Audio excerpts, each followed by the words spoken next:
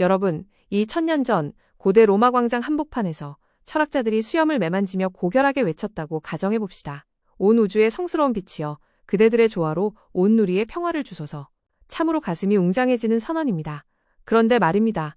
오늘 아침 출근길 지하철을 타보셨습니까? 그 숨막히는 만원 지하철 안에서 과연 성스러운 조화라는 가치가 존재하던가요? 가방으로 뒷사람의 옆구리를 불가피하게 타격하는 승객, 비좁은 틈새로 기어이 스마트폰 영상을 보겠다며 팔꿈치를 밀어넣는 타인들 사이에서 우리는 내면의 치열한 영토 전쟁을 벌입니다. 왜 저 사람의 가방은 내 호흡을 압박하는데 옆 사람은 평온하게 서 있는 거지? 왜 나만 이렇게 찌그러져 가야 하는가? 이것이 단지 대중교통만의 문제이겠습니까? 직장 생활이나 비즈니스 현장도 다르지 않습니다. 입사 동기가 나보다 딱 한 달 먼저 승진했다는 소식이 들리는 순간 온몸의 신경이 예민해지기 시작합니다. 동업자와 정산 테이블에 마주 앉으면 머릿속에 슈퍼컴퓨터가 미친 듯이 연산을 가동하죠. 내가 주말까지 반납하고 온갖 굳은 일을 도맡아 기여한 바가 얼마인데 왜 저 사람과 보상이 똑같은 것인가? 아니, 왜 저 사람이 더 많이 가져가는 것처럼 보이지? 억울함이 극에 달하면 이성을 잃고 결정권자의 방문을 열고 들어갑니다. 대표님, 왜 저 사람과 제가 동일한 대우를 받아야 합니까? 역할과 권한을 명확하게 분할해 주십시오. 그런데 흥미로운 사실은 무엇인지 아십니까? 그렇게 핏대를 세우고 서열을 정리해달라고 강력히 요구하면 열의 9은 대표님이 여러분의 손을 들어주지 않는다는 점입니다. 속으로 이 친구는 조직의 조화를 깨뜨리는 불평론자이구나 라고 판단하며 조용히 핵심 프로젝트에서 배제하거나 보이지 않게 입지를 좁혀나갑니다. 타인의 머리 위에 얹어진 왕관 크기를 재려다 정작 자신의 머리가 깨지는 이 지독하고도 소모적인 인과율. 파일을 키울 생각은 하지 않고 오직 남의 왕관 사이즈만 시기하다가 자멸하는 이 안타까운 메커니즘을 오늘 한번 집요하게 파고들어 보겠습니다. 오늘은 탈무드 아가다 제1부 제2장의 36번째 아가다입니다. 이 아가다는 우주의 통제권을 두고 벌어진 태양과 달의 치열한 주도권 다툼, 그리고 그 파고 끝에 찾아온 기막힌 타협에 대한 이야기입니다. 화면에 나오는 유구한 텍스트를 마음으로 차분하게 따라오시기 바랍니다. 태초에 해와 달이 같은 크기였을 때 달이 신에게 물었습니다. 두 명의 왕이 같은 왕관을 쓸 수 있습니까? 신은 질서를 위해 달에게 자가지라 명합니다. 달이 억울함을 논리적으로 항변하자 신은 그 이치를 인정하고 타협안을 내놓습니다. 좋다. 그럼 너는 밤뿐만 아니라 낮에도 하늘을 다스려라. 합리적 항변은 결국 우주의 질서 속에서 새로운 권리의 확장을 만들어냈습니다. 다음 화면을 보시면 이 짧은 이야기 뒤에 숨겨진 차가운 진실이 전곡을 찌릅니다. 우주의 주인이시여, 두 명의 왕이 같은 크기의 왕관을 쓰는 것이 가능합니까? 영어로는 Master of the Universe, Is it possible for two kings to wear the same size crown? 이 질문은 매우 영리하고도 도발적인 질문입니다. 다른 숭고한 우주의 평화를 염려하는 척 질문을 던졌지만 그 본질은 무엇입니까? 왜 나와 태양이 동급입니까?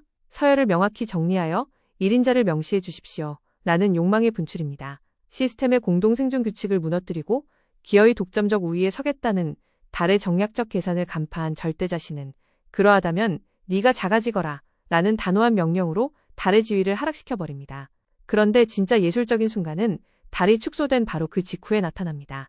보통의 인간이라면 내가 무엇을 잘못했다고 나만 차별하느냐 며 비탄에 잠기거나 사직서를 던지고 떠났겠지만 달은 눈물을 거두고 철저한 냉정을 되찾습니다. 제가 단지 이치에 맞는 합리적인 질문을 제안했다는 이유만으로 제 지분을 삭감하시는 것이 우주의 공의에 부합합니까? 시스템의 공정성과 논리를 파고드는 송곳처럼 날카로운 제협상 카드입니다. 신 역시 이 명확한 논리 앞에 한 걸음 물러설 수밖에 없었습니다. 알겠다. 그렇다면 너에게 낮 시간대라는 미개척 시장의 독점권도 부여하겠다.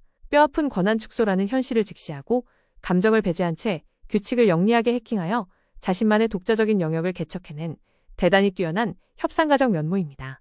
자, 이제 이 우주적 규모의 정치 싸움이 오늘날 우리 사회를 살아가는 일상과 어떻게 소름 돋도록 밀접하게 연결되는지 5가지 차원으로 나누어 여정을 시작해 보겠습니다. 이 오래된 이야기는 단순히 도덕교과서처럼 비교하지 말고 마음을 비워라 같은 평이한 훈계를 하려는 것이 아닙니다. 우리가 겪는 질투, 불안, 위계 갈등, 보상 불만, 그리고 패권 다툼이 어떤 과학적 인과 법칙을 타고 우리를 파멸로 이끄는지, 반대로 시스템의 규칙을 영리하게 활용한 자들은 어떻게 새로운 지분을 쟁취해내는지 현대 학문의 메스를 대보겠습니다. 내면의 멘탈 관리부터 거시적인 패권 외교까지 관통하는 차가운 데이터의 정교한 궤적 속으로 지금 함께 들어가 보시죠. 다음 화면을 보시면 먼저 개인 내면이라는 가장 내밀하고 치열한 전쟁터가 나타납니다. 우리는 왜 매일 아침 눈을 뜨자마자 소셜미디어를 켜고 타인의 화려한 오마카세 사진이나 신축 아파트 등기 인증샷을 보며 스스로를 초라함의 나락으로 밀어넣는 것일까요? 달이 신에게 나아가 왜 나와 태양의 왕관 크기가 같으냐 며 서열 정리를 요구했던 그 본능이 바로 우리 안에 도사린 질투의 알고리즘입니다. 타인의 그림자 길이를 자로 재겠다고 태양을 등지고 서서 걷는 격입니다. 결국 자신의 눈앞에 들이운 어두운 그림자만 바라보며 세상이 온통 캄캄하다고 원망하는 자가당착의 덫에 빠지는 것입니다. 이 소모적인 굴레가 치르는 대가는 과학적으로 증명되어 있습니다. 사회심리학의 거두레온 페스팅거의 사회비교 이론을 심도 있게 분석해 봅시다. 데이터는 대단히 냉혹합니다.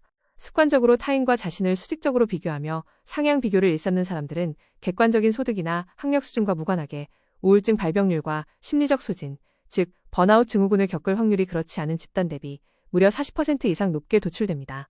뇌라는 고성능 연산 자원을 오로지 타인의 사생활 관찰과 자기 비하에 낭비하다가 스스로 시스템을 멈춰버리는 것입니다. 타인의 왕관 크기를 주시할 시간에 내 방 안의 어둠을 밝힐 나만의 등불을 켜는 것이 뇌과학과 심리학이 제시하는 냉정한 생존 지침입니다. 다음으로 이 치열한 왕관 다툼이 가장 친밀해야 할 울타리인 가족과 가정으로 밀고 들어오는 순간을 목격해 봅시다. 안방 문을 열었을 때 벌어지는 단골 대화가 있지 않습니까? 이 집안에서 진짜 권위자는 나야. 내가 누구 덕에 밥을 먹고 사는데 목소리를 높이는가? 이는 온 집안에 유독성 연료를 뿌리고 성냥불을 켜는 지극히 어리석은 행위입니다. 한 지붕 아래 태양을 두 개 띄워 권력을 독점하려다 가정 전체를 황폐하게 만드는 주도권 싸움이죠. 신이 달에게 가서 너 자신을 더 작게 만들어라 라고 호통치셨던 것처럼 배우자를 억누르고 기어이 왕관을 독식하려 들면 결국 가정이라는 전체 시스템의 에너지가 꽁꽁 얼어붙어 고사하게 됩니다. 가족치료의 창시자 머레이 보웬이 정립한 가족체계 이론의 임상 데이터를 분석해 보겠습니다. 부부가 집안의 주도권을 잡기 위해 매일 으르렁거리며 치열한 대립을 벌이는 역기능적 가정에서 자란 아이들은 역할 분담이 평화롭고 조화로운 가정의 자녀들에 비해 정서적 불안장애와 인지학습 능력 저하를 겪을 확률이 2.5배 이상 폭증합니다. 부모가 가정 내에서 무의미한 왕관 싸움을 하느라 가정이라는 감정체계의 압력을 극한까지 끌어올려 결국 가장 나약하고 소중한 존재인 자녀의 내면을 완전히 무너뜨리는 것입니다. 가와만사성이라는 말은 고리타분한 도덕체계 훈계가 아닙니다. 내 자녀의 인지기능과 마음을 온전히 지켜내기 위한 최소한의 가사 시스템 방어 구축 조치입니다. 다음 화면을 보시죠. 드디어 자본주의의 정글이자 치열한 생존의 터전인 경제와 기업의 현장으로 가보겠습니다. 연봉 협상 테이블이나 인사고가 시즌만 되면 경영진의 방문을 두드리며 왜 저 부서의 김대리와 내 성과급이 똑같습니까? 내가 얼마나 헌신했는데 말입니다. 라고 항변하는 분들이 계십니다. 그 순간 경영진의 머릿속에는 긍정적인 연봉 인상안 대신 아주 차가운 평가 메커니즘이 가동하기 시작합니다. 이 직원은 가치 창출에 집중하기보다 조직 분위기를 저해하는 마이너스 요인이구나. 결국 보이지 않는 한계선 안으로 밀려나 지분과 권한이 가차없이 축소됩니다. 가치 입증 없이 권리만 주장하는 자를 냉정하게 걸러내는 시장의 철저한 면역 반응입니다. 하지만 이 비정한 환경 속에서 진짜 살아남는 협상의 비밀을 이 아가다가 증명합니다. 존 스테이시 애덤스의 형평성 이론을 보면 직원의 70% 이상이 타인과의 비교를 통해 보상이 불공정하다고 인지하는 순간 즉시 업무 집중도를 낮추고 태업을 하거나 이직을 준비합니다. 이때 하수들은 억울하다고 소리만 지르다 도태되지만 고수들은 달의 협상 전술을 모방합니다. 좋습니다. 제 기존 지분이 축소된 현실을 수용합니다. 대신 저는 밤뿐만 아니라 낮 시간대라는 신규 틈새 프로젝트를 직접 전담하여 가치를 창출할 테니 그에 합당한 인센티브 계약 지분을 명확히 보장해 주십시오. 때를 쓰는 것이 아니라 전체 시스템의 이익을 넓히면서 내 몫을 확보하는 것입니다. 시장은 단순한 불평가에게는 단 1원도 지급하지 않습니다. 오직 규칙을 이해하고 대안을 제시하는 현명한 협상가에게만 새로운 영토의 권리를 내어줍니다. 이제 거시적인 국가와 사회로 시야를 넓혀보겠습니다. 권력의 고삐가 풀려 통제 없이 질주하는 사회가 어떤 경로로 붕괴하는지 그 인과율은 역사적으로 동일합니다. 만약 하늘에서 태양이 내가 온 세상을 24시간 내내 뜨겁게 지배하겠다 며 독주하면 지구상의 모든 생명체는 말라비틀어져 타 죽을 수밖에 없습니다. 그래서 절대자인 신이 달의 항변을 수용하여 너 역시 낮에도 하늘에 나타나 불침번을 설하하며 반대 세력의 마이크를 쥐어준 것입니다.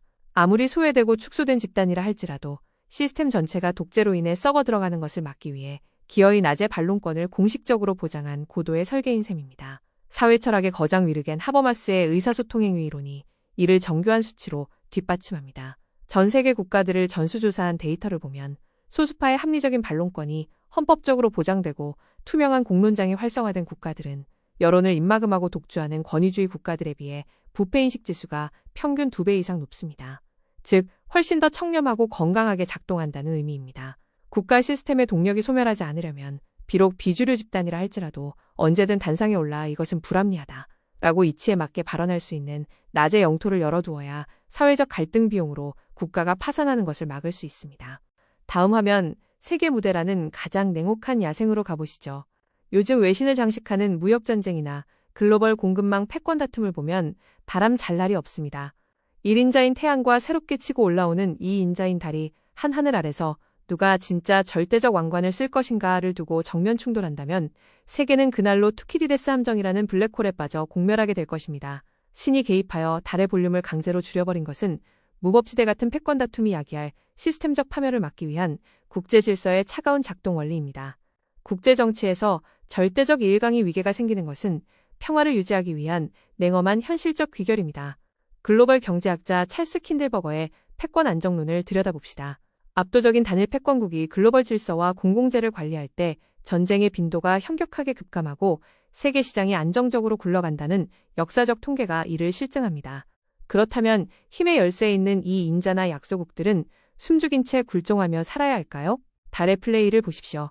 패권국의 지위를 정면으로 전복할 힘이 없다면 독점적 핵심 기술이나 에너지 허브 같은 자신들만의 강력한 비대칭 무기, 즉 낮의 통치권을 독점 장악하여 패권국조차 함부로 건드리지 못하게 만드는 고도의 실리 외교를 펼쳐야 합니다. 맹목적인 정면 충돌은 하수들의 무모함이고 비대칭 영역 점유를 통한 공존은 규칙을 완전히 장악한 고수들의 예술입니다. 자, 이러한 아가다의 정밀한 작동법은 자본주의의 시조 애덤 스미스의 명저 왁도덕 감정론과 만나면서 지독하리만치 정교한 사상적 뼈대를 얻게 됩니다. 애덤 스미스가 평생 집요하게 추적했던 질문이 바로 이것입니다. 어떻게 인간이라는 지독하게 이기적이고 탐욕스러운 존재들이 시장이라는 전쟁터에서 서로를 해치지 않고 평화롭게 부를 축적하며 고도의 문명을 지탱해가는가? 그 비밀이 바로 우리 마음속에 숨겨진 객관적 시선, 공정한 관찰자입니다. 달이 날 것 그대로의 탐욕에 눈이 멀어 태양의 왕관 크기만 질투할 때 시장의 차가운 피드백을 맞고 사정없이 축소되었습니다. 하지만 뼈를 깎는 자기 성찰 끝에 스스로를 객관화하여 제3자의 시선으로 내 주장이 이치에 부합하는가를 냉정하게 입증해냈을 때 비로소 시장은 낮의 통치라는 전대미문의 프리미엄 독점권을 선물했습니다. 현대 비즈니스 협상 통계도 소름 끼치도록 일치합니다. 오직 자신의 피해와 억울함만을 호소하는 집단은 거래 타결률이 바닥을 치지만 시스템 전체의 이해관계를 공정한 관찰자 시점으로 설득력 있게 제시하는 주체는 자기가 원하는 지분의 대부분을 확보해냅니다. 탐욕을 시스템의 규칙 안에서 세련되게 정제해내는 자만이 시장에서 영토를 장악한다는 것이 애덤 스미스가 밝혀낸 도덕감정론의 냉정한 진실입니다. 다음 화면, 인류의 위대한 고전인 존 밀턴의 대서사시 왁실라건을 겹쳐보며 마지막 울림을 느껴보겠습니다. 이 작품에는 신의 권위와 위계에 도전하다 지옥 불구덩이로 쫓겨난 우주적 반항아 사탄이 등장합니다. 사탄이 지옥으로 처박히면서 남긴 희대의 명대사가 있지 않습니까? 천국에서 종노릇하느니 지옥에서 왕노릇하겠다. 참으로 매혹적인 수사입니다.